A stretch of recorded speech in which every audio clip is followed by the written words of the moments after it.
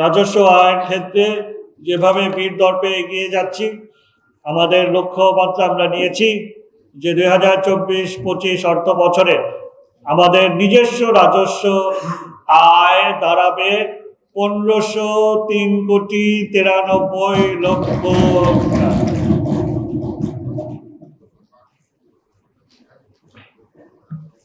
এছাড়াও সরকার আমরা আশা করছি, আমরা এখানে সীমিতভাবে ধরেছি যে আমরা পেয়েছি এই বছর পেয়েছি সরকারি থোক ও বিশেষ বরাদ্দ 67,52,00,000 টাকা। আমরা সেভাবে বাজেট প্রণয়ন করেছি সীমিতভাবে যে 70 কোটি টাকার মতো হয়তোবা সরকার আমাদেরকে দিতে পারে। এই হিসেবে সরকারি মঞ্জুরি থোক ও বিশেষ মঞ্জুরি বাবদ আমরা 70 কোটি টাকা ধরেছি।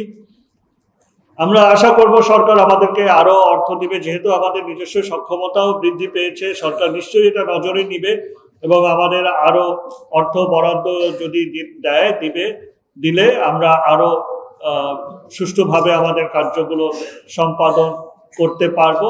কিন্তু এর মাধ্যমে আরেকটি বিষয় প্রমাণিত যে আমরা এই সরকারি এই বরাদ্দের জন্য আমরা নির্ভরশীল না, আমরা সরকারি বরাদ্দের উপর নির্ভরশীল না।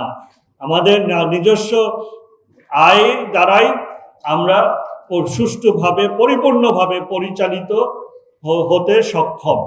ঢাকাবাসীর সেই সক্ষমতা অর্জন আমরা করতে পেরেছি যে আমাদের সরকারের উপরে নির্ভরশীলতা একদমই কমে এসেছে। আপনারা দেখেছেন মাত্র 70 কোটি টাকা।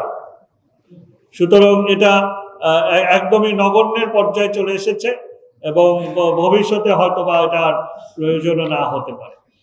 তারপরে সরকার দিলে তো আর আমরা না বলবো না। সরকার যদি দেয়, যদি বাড়িয়ে দেয়, 70-এর জায়গায় যদি 200 কোটি টাকা দেয়, আমরা সানন্দে গ্রহণ করব, খুশি হব এবং আমরা সেটা যথার্থভাবেই ব্যবহার করব।